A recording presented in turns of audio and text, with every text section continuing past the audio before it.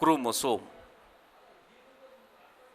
Now, the chromo means color and some mean body. The color plus body, that is the colored body. Colored body. The chromosome he scientific term आहे. क्रोमोचा अर्थ असतो coloured किंवा colour, रंग, आणि Soma means body, रंगीत body म्हणजे chromosome. आता actually इथं कलरचा अर्थ रंगीत असा नाही घ्यायचा आहे, आपण रंग म्हणून नाही घ्यायचा, कॅरेक्टर म्हणून घ्यायचा. The chromosomes are responsible for expression of characters. जसं आपण म्हणतो की आपल्या जीवनामध्ये रंग भरलेले असतात, म्हणतो आपण रंग आहेत, आपलं जीवन हे विविध रंगी आहे. ते रंग जे आहेत ते रंग म्हणजेच आपले कॅरेक्टर्स आहेत. आपल्या केसांचा रंग, कातडीचा रंग, डोळ्याचा रंग, नाकाचा आकार, बोटांचा shape, these are the coloured characters. हे सगळे कॅरेक्टर्स आहेत. आणि हे कॅरेक्टर जेव्हा एक बॉडी रिप्रेझेंट करते तेव्हा ती बॉडी म्हणजे काय असते? क्रोमोझोम असतं. This body is known as the chromosome. नाव is it clear? What is the meaning of chromosome? The colour body. आता काही क्रोमोझोमच्या बाबतीमध्ये आपलं काही कॅरेक्टर्स किंवा त्याचे काही कॅरेक्टर फीचर आपण पाहूया. The first character of the chromosome, it is filamentous body.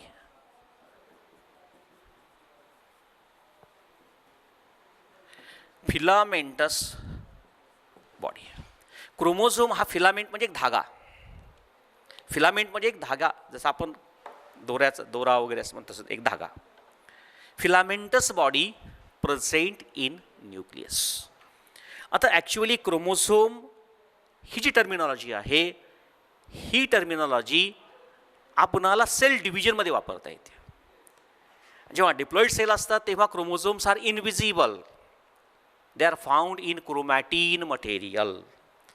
जेव्हा आपण एखादा क्रोमोझोम हा किंवा जी डिप्लॉइड सेल जर आपण पाहिली तर त्याच्यामध्ये आपला क्रोमोझोम हे स्पष्ट दिसत नाहीत, इनविजिबल असतात, परंतु ते त्या ठिकाणी एका वेगळ्या फॉर्ममध्ये असतात आणि तो फॉर्म म्हणजेच क्रोमॅटिन फायबर म्हणून असतो, एक फिलामेंटसारखा असतो. आणि म्हणून the filamentous body, the chromosomes appear well, the chromosome appear prominently only during the meiosis cell division, particularly in the phase of meta, that is metaphase. Metaphase मध्येच आपल्याला हे क्रोमोझोम स्पष्टपणे पाहायला मिळतात. त्याला क्रोमोझोम म्हणतो आपण. They are visible during cell division. म्हणजे जर एखादी सेल डिव्हिजन करत नसेल तर तेव्हा आपणाला क्रोमोझोम दिसणार नाहीत. पण जर सेल ही सेल डिव्हिजनमध्ये जात असेल तर मात्र आपणाला अंडर मायक्रोस्कोपमध्ये आपण ती सेल पाहिली तर त्या मायक्रोस्कोपमध्ये पाहणाऱ्या सेलमध्ये if it undergoes the cell division तर मात्र आपल्याला काय दिसतात? क्रोमोझोम दिसतात. The chromosomes are visible under microscope only during the cell division and such chromosomes ability of self replicating. This is the third character. The second character is they are visible only during the cell division. The third character is ability of self-replicating. Ability of self replicating. हे जे chromosomes असतात यांच्याकडे स्वतःची एक ability असते, स्वतःची एक क्षमता असते की ते स्वतःहून रेप्लिकेट करतात, म्हणजे मिरर इमेज तयार करतात. रेप्लिकेशन होतं त्यांचे किंवा त्यांच्यामध्ये विभाग किंवा त्यांच्यामध्ये विभागणी केली जाते आणि त्याला आपण सेल्फ रेप्लिकेटिंग असं म्हणतो.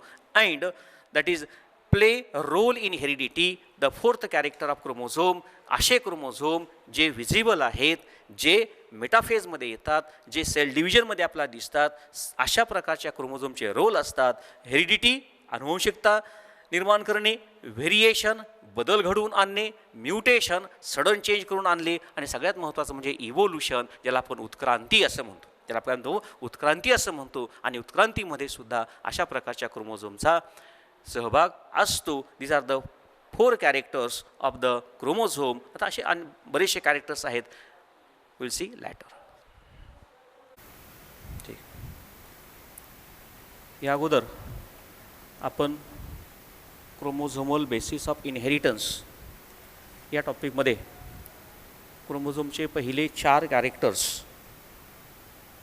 पहिलं फिलामेंटस बॉडी, दुसरं character the chromosomes visible during the cell division, तिसरं कॅरेक्टर आपण पाहिलं तर that is ability of self replicating, आणि चौथं character the chromosome play role in the heredity, variation, mutation and the evolution of species. The next character with respect to the chromosome, that is the homologous chromosomes.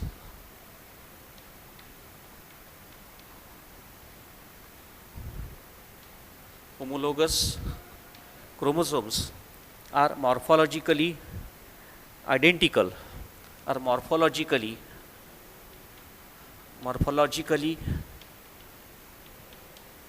identical. Now this is the next character of chromosome, as well as they are structurally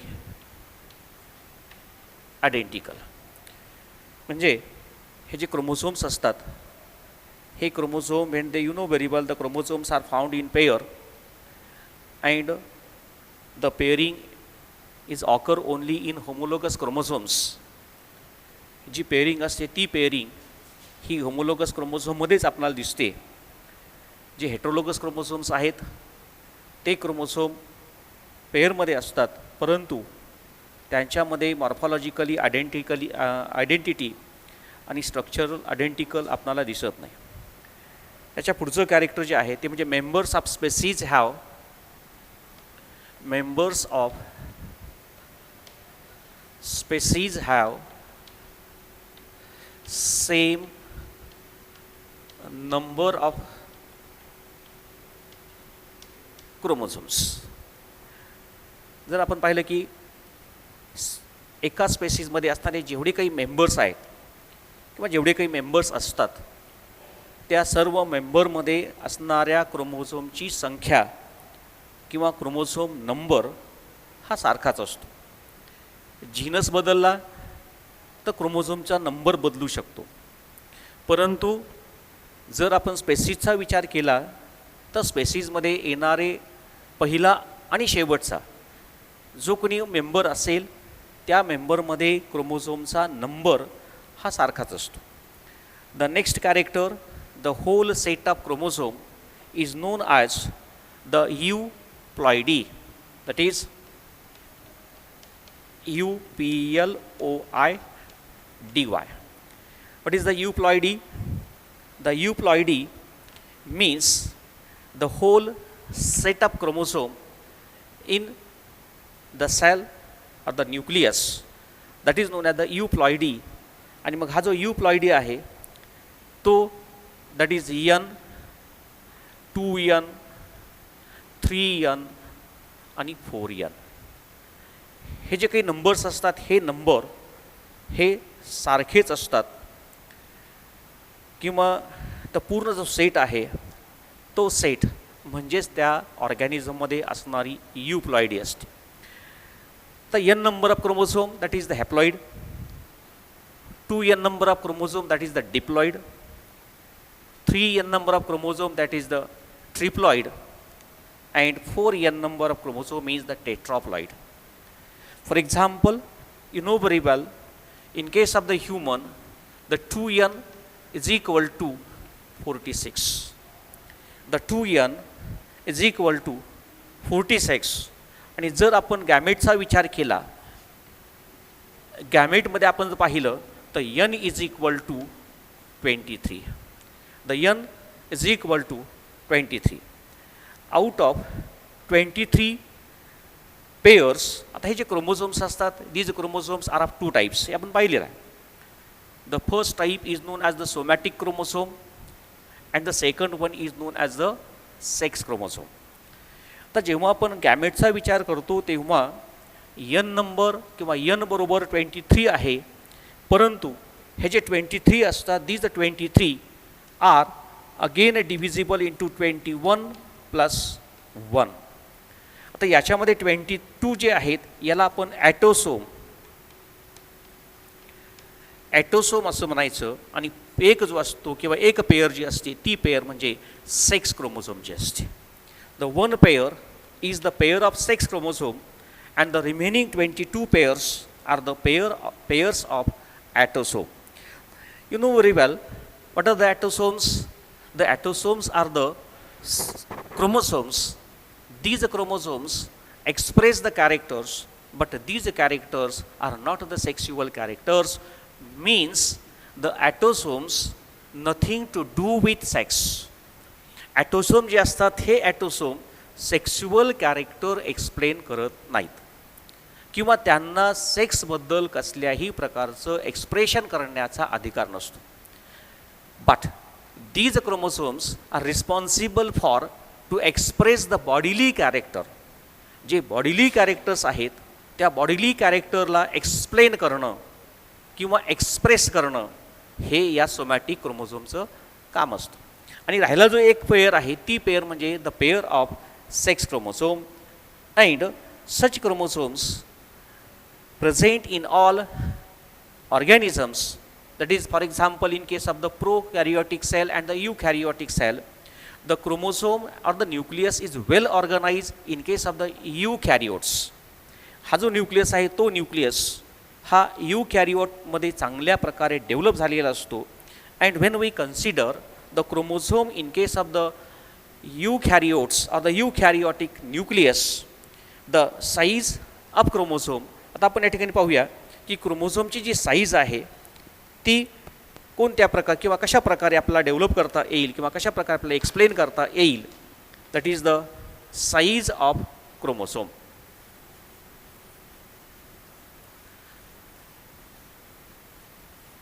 Here we consider the size of chromosome. General मध्ये size of chromosome, generally the size of chromosome varies from species to species. आपण स्पेसीजमध्ये असणारे क्रोमोझोमचा number आपण सारखा सांगितलेला किंवा species जे आहे किंवा स्पेसीज हा जो काही ग्रुप आहे किंवा ही जे काही एक ॲनिमलचा ग्रुप आहे, प्लांटचा ग्रुप आहे किंवा मेंबर्स आहेत, त्या मेंबरमध्ये क्रोमोझोम नंबर सारखा आहे. परंतु size of chromosome varies from species to species. म्हणजे एका जीनसमध्ये जर एक स्पेसीज आहे, दुसरा ग्रुप दुसरा स्पेसीजचा आहे, तर स्पेसीज बदलली की क्रोमोझोमची साईज बदलते.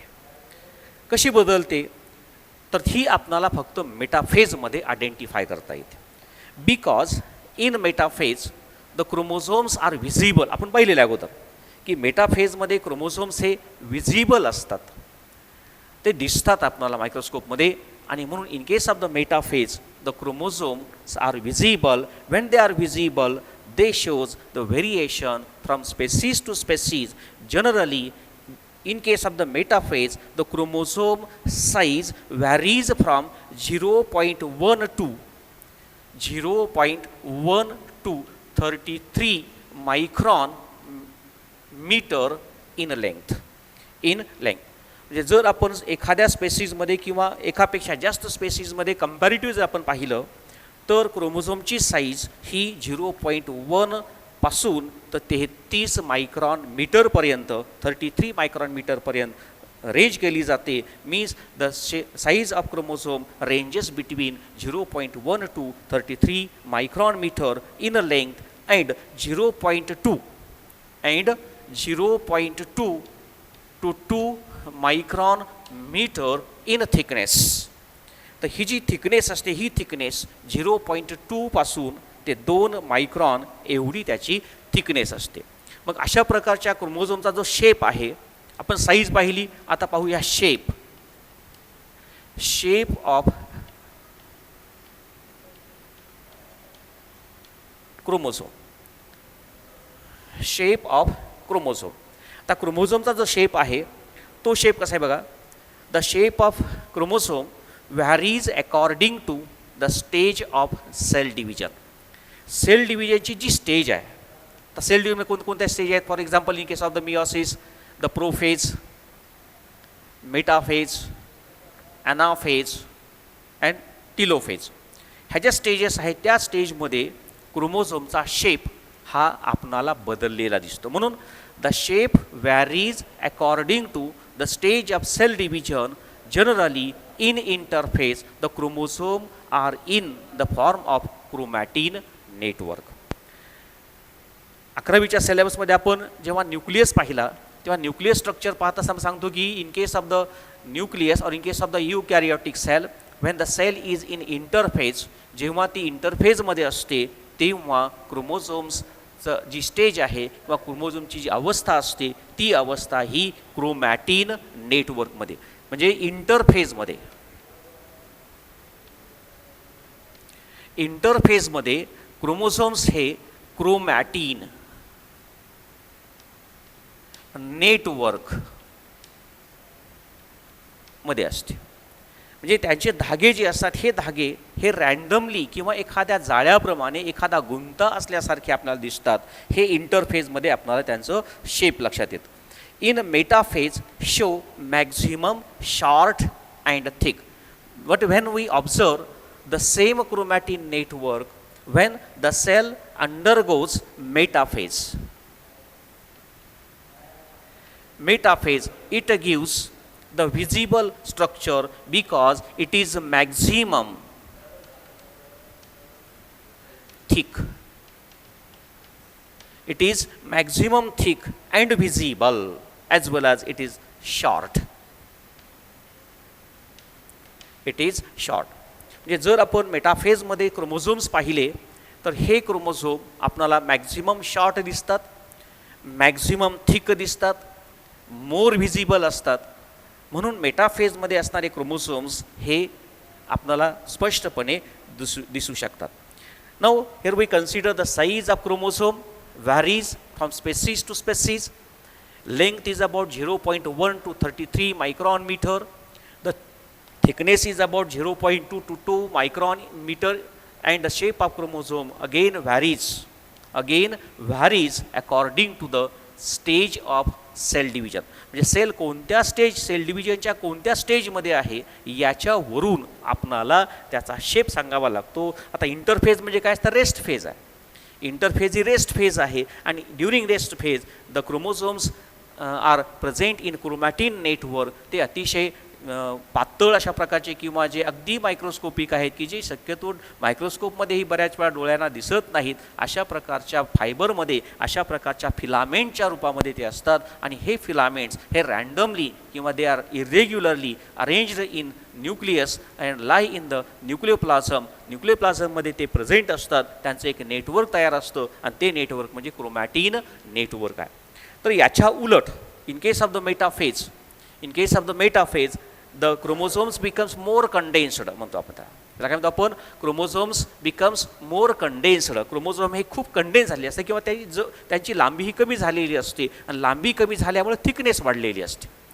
लांबी कमी झाल्यामुळे थिकनेस वाढली असते due to the condensation of chromatin fibre, the chromatin filament. The thickness increases and the length decreases.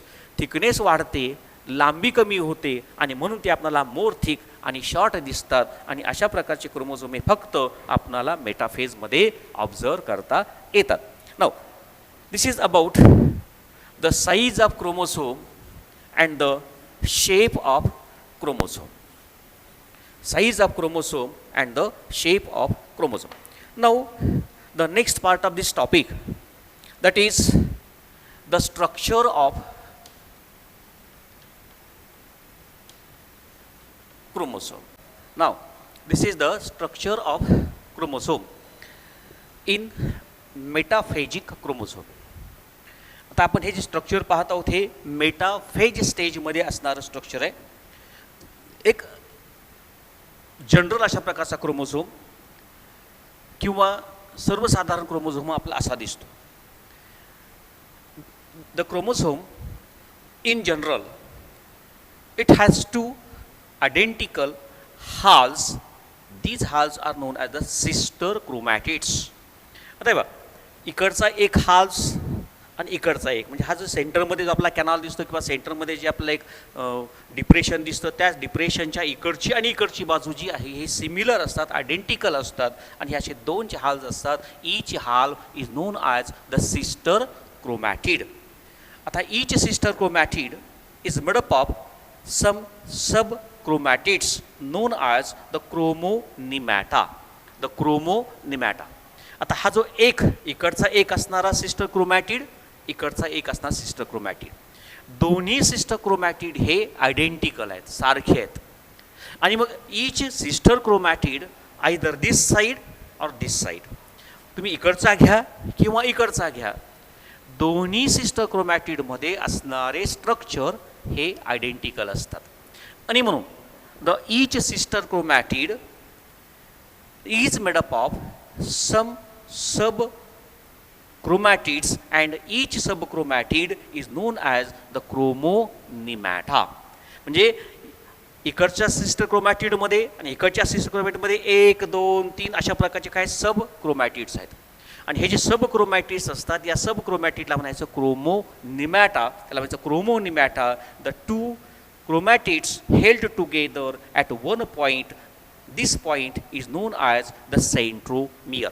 आता बघा की हा इकडचा एक सिस्टर क्रोमॅटिड, इकडचा सिस्टर क्रोमॅटिड, प्रत्येक सिस्टर क्रोमॅटिडमध्ये sub chromatids the chromonemata. And these two sister chromatids are join together or fix together or connect together at a point. एक असा पॉईंट असतो की ज्या पॉईंटमध्ये टू सिस्टर क्रोमॅटिड्स हे एकमेकाला जोडले जातात. आणि अशा प्रकारचे दोन सिस्टर क्रोमॅटिड जिथं जोडले जातात, at which point, at the point where the two sister chromatids are join together, this are held together, this point is known as the centromere, or it is also known as the primary constriction. What is the primary constriction? The primary constriction, it is the point. Primary constriction हे एक असा point आहे की ज्या पॉईंटला दोन sister chromatids हे एकमेकाला जोडले जातात. This is the centromere or the primary constriction. During cell division, the spindle fibers are attached to the centromere. जेव्हा सेल डिव्हिजन होतं, जेव्हा मेटाफेज आहे, प्रोफेज, मेटाफेज, अनाफेज, टिलोफेज, या फेजेसमध्ये जेव्हा स्पिंडल फायबर फॉर्मेशन होतं तेव्हा ते spindle fibres are attach to the centromere. एका बाजूने हे स्पिंडल फायबर हे अशा प्रकारच्या सेंट्रोमियरला, की जो सेंट्रोमियर या ठिकाणी दोन सिस्टर क्रोमॅटिडला जोडण्याचं काम करतो, या सेंट्रोमियरला ते अटॅच झालेले असतात. Beside primary constriction the secondary constriction is present and this secondary constriction is known as the nuclear organiser. Nuclear organiser. आता सेकंडरी कंस्ट्रिक्शन याच्या थोडंसं पुढे गेल्यानंतर याच्याजवळच आपण पाहू शकतो की सेंट्रोमियरच्या जवळ आणखी एक कंस्ट्रिक्शन आहे आणि ते कंस्ट्रिक्शन म्हणजे सेकंडरी कंस्ट्रिक्शन. या सेकंडरी कंस्ट्रिक्शनला म्हणायचं the nuclear organiser. This is the nuclear organizer. The next, that is the nuclear organizer, is necessary for formation of nucleolus. You know very well, during the cell division, when the chromosomes undergoes the prophase, metaphase, anaphase, telophase, during this process the nucleolus from the nucleoplasm gets disappear. Nucleolus जो असतो तो nucleolus या प्रोसेसमध्ये एका स्टेजला जाऊन तो काय होतं, डिसॲपियर होत असतो. आणि तो डिसॲपियर झालेला न्यूक्लिओलस पुन्हा निर्माण करण्यासाठी nuclear, that is the organiser, is required, and therefore the nuclear organizer or the secondary constriction is responsible for the formation of nucleolus after the cell division, when the two daughter cells are produced. Then the bond nuclear organizer short spherical satellite is present. That is beyond the nuclear organizer the short spherical satellite is present. आता याच्या थोडं आणखी पुढे गेल्यानंतर आपल्याला एक rounded body दिसेल आणि this rounded body is known as, that is the satellite. ते असतं सॅटेलाईट. म्हणजे त्याच्या पुढे गेल्यानंतर न्यूक्लिअर ऑर्गनायझर म्हणजे हा सेकंडरी कन्स्ट्रक्शन जे आहे त्याच्या पुढे आपल्याला एक राऊंडेड बॉडी दिसेल आणि this rounded body is known as that is the satellite. The tip of chromosome is known as the telomere. आणि या क्रोमोझोमची जर टिप असतो किंवा वरची बाजू जी असते त्याला अँटेरियर एंड असं म्हणू शकतो आपण. त्या अँटेरियर एंडला म्हणायचं telomere. The telomere present the telomere prevent the ends of chromosome from sticking together but attached to nuclear envelope. आता हा जो टिलोमियर आहे तो टिलोमियर हे जे दोन जे एंड्स आहेत क्रोमोझोम फ्रॉम स्टिकिंग टुगेदर ते एकमेकाला जोडण्यापासून प्रिव्हेंट करत असतात. आणि असा टिलोमियर हा न्यूक्लिअर मेम्ब्रेन किंवा न्यूक्लिअर कव्हरिंग जे असतं या न्यूक्लिअर कव्हरिंगला अटॅच करण्यासाठी तो वापरला जातो. The surface of chromosome The surface of chromosome bear number of small swellings known as the chromomeres. आणि अशा प्रकारच्या ह्या क्रोमोझोमच्या वर अशा काही स्वेलिंग आपल्याला दिसतील आणि ते स्वेलिंग म्हणजे काय असतात दॅट इज द क्रोमोमियर्स हे त्या ठिकाणी प्रेझेंट असतात. Chromomeres R present. हे जे स्वेलिंग आहेत हे स्वेलिंग क्रोमोमियर म्हणून काम करत असतात. नाव this is the structure of the that is a typical chromosome. एक टिपिकल क्रोमोझोम जर आपण पाहिला तर तो टिपिकल क्रोमोझोम या अशा प्रकारचा असतो की ज्याच्यामध्ये आपणाला क्रोमोमियर, क्रोमोनिमॅटा, सेंट्रोमियर, सिस्टर क्रोमॅटिड्स वगैरे वगैरे आपणाला ते दिसतात. आता क्रोमोझोमचे जर टाईप आपण पाहिले, क्रोमोझोमचे आपण टाईप जर पाहिले तर ते टाईप हे metacentric chromosome, that is submetacentric chromosome, acrocentric chromosome आणि टिलोसेंट्रिक क्रोमोझोम असे वेगवेगळे प्रकार आहेत. ते आपण नेक्स्ट पिरियडमध्ये आपण